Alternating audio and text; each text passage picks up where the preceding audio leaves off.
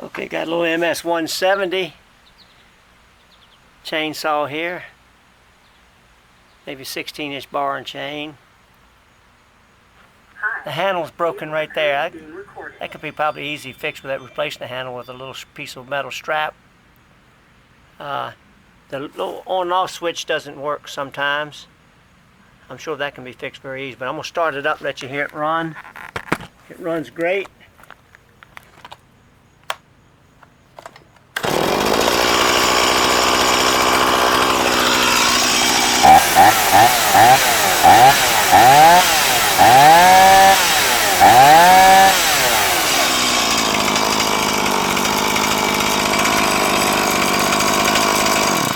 Well, the switch is working okay.